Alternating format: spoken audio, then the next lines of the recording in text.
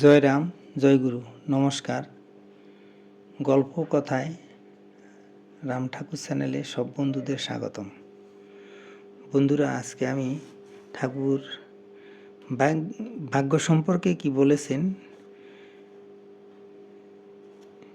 সেরকম একটা ঘটনার কথা আপনাদেরকে শোনাচ্ছি।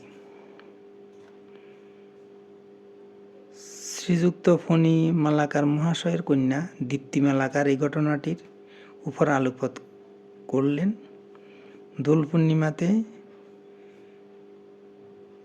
বিলোনিয়ার স্মৃতি মন্দিরের উৎসব উপলক্ষে তিনি বাড়ি গিয়েছিলেন।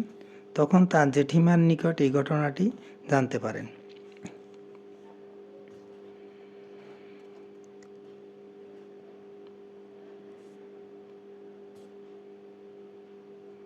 শ্রী শ্রী ঠাকুর ওই বৎসর দুর্গাপূজার কিছুদিন পূর্বে বিলোনিয়ার মালাকার বাড়িতে এসেছিলেন। শ্রী শ্রী ঠাকুর এলে পরে ঠাকুরভোগের জন্য উপযুক্ত আয়োজন করা হতো। এই সম্পর্কে শ্রীযুক্ত ফণী মালাকার মহাশয় খুব সচেতন ছিলেন। যথাসময়ে ঠাকুরভোগ তৈরি করার জন্য তিনি নিজেও নিয়োজিত থাকতেন। তার বড় ভাই শ্রীযুক্ত মনীন্দ্র মালাকার মহাশয়ের স্ত্রীকে সেদিন ঠাকুরভোগের ঘরে যাবার কথা বলা হয়েছিল। ফণীবাবুর বৌদি যথাসময়ে স্নান সেরে ভাবলেন যে ভোগের ঘরে যাবার পূর্বে একটু ঠাকুর প্রণাম করে যাবেন। তিনি ওই উদ্দেশ্য নিয়ে ঠাকুর প্রণাম করতে গেলেন। এই প্রসঙ্গে উল্লেখযোগ্য যে তিনি একটি কন্যা সন্তানের জননী হয়েছিলেন। তার মনে একটি পুত্র সন্তান লাভ করার জন্য আকাঙ্ক্ষা ছিল। তিনি ঠাকুর প্রণাম করে উঠে দাঁড়ালে দয়াল ঠাকুর নিজেই বলতে লাগলেন, যেটা ভাগ্য কইরা আনেন নাই তার জন্য দুঃখ কইরা লাভ কি? ছিলেন দালান ঘরে, এখন আছেন সনের ঘরে। রামচন্দ্র গোসাই কি জানতেন না স্বর্ণের কি কখনো মৃগ হয়? উনি যে তার পেছনে ছুটলেন। সাবিত্রী সতী ছিলেন বললেই তিনি সত্যবানের জীবন ফিরিয়া লইতে পারছিলেন।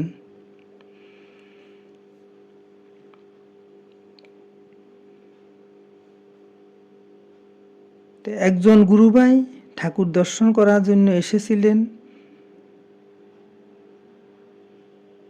শ্রী শ্রী ঠাকুর নিজে ওই প্রসঙ্গ ছেড়ে ওই ভদ্রলোককে ডাক দিলেন। আসেন। ভদ্রলোক ঘরে প্রবেশ করলেন। ফণীবাবুর বৌদি ঠাকুর ভোগ তৈরি করার জন্য ভোগের ঘরে চলে এলেন।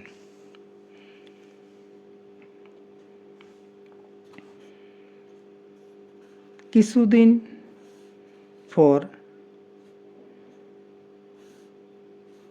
ফণীবাবুর বৌদি জানতে পারলেন যে উনি আর সন্তান লাভ করতে পারবেন না। অতএব ঠাকুরের কথা সত্য হলো যে ভাগ্যে তিনি পুত্র সন্তান আনেন নাই। তার মনে এই দুঃখ তথাপি ছিল, অসম্ভবকে পাওয়া সম্ভব নয়। তাই মানুষের দুষ্টু মন তা সহজে মেনে নিতে পারে না। তাই মায়া আমাদের পায়ে শেকল পরায়। কালক্রমে তার যা অর্থাৎ ফণীবাবু স্ত্রী সন্তান সম্ভবা হলেন। ওইবার তার শরীর এত খারাপ হয়েছিল যে মা এবং সন্তান উভয়কে বাঁচানো বেশ কষ্টকর হয়ে দাঁড়িয়েছিল। অবশেষে অতি কষ্টে তিনি একটি পুত্র সন্তান লাভ করলেন। ফণীবাবু তখন মনে মনে ভাবলেন যে ওই সন্তানের বাঁচার কোনো সম্ভাবনা ছিল না। তবে এখন যখন সে জীবন পেয়েছে, তখন অসুখ শেষ হলে পরে তিনি তার বৌদির হাতে এই পুত্রকে তুলে দিবেন। এরপর তিনি পুত্র সন্তানকে বৌদির হাতে দিয়ে বললেন যে, নাও, তোমার ছেলেকে তুমি নাও, যেভাবে পারো তাকে মানুষ করো।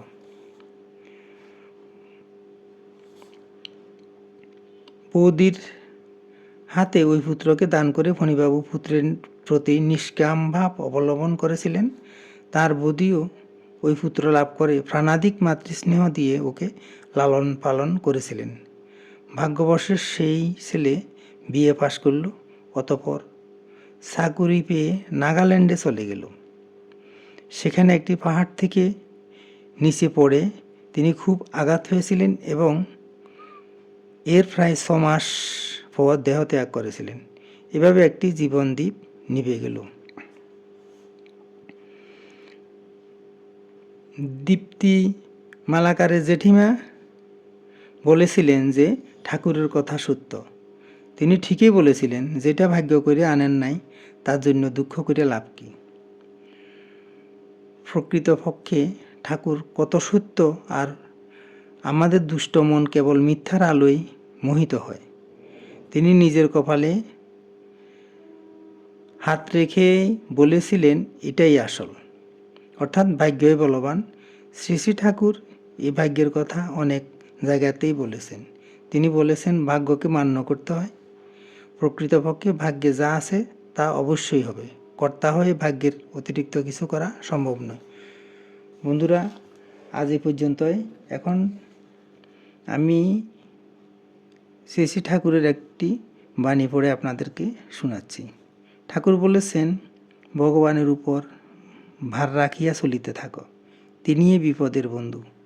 শুভাশুভ কর্মবন্ধন মুক্ত করিয়া উদ্ধার করেন। সংসারের জীব মান অপমান জ্ঞানেই বন্দী হইয়া থাকে। সময় অনুসারে সকলে সহ্য করাই কর্তব্য। ধৈর্য হইতেই সকল অভাব নাশ হয়। স্রষ্টা যে ব্যবস্থা করিয়া দিয়াছেন, তিনি তাহারই কুলন করিয়া লইবেন।